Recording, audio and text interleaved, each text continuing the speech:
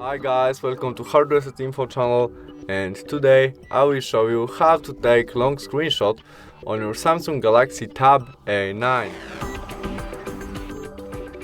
The first step to do that, you must open application which support long screenshot. It can be settings, Google Chrome, something what have more information than is on the normal screen, We choose Google Chrome, and now we must press volume down and power case together in the same time as to make normal screenshot.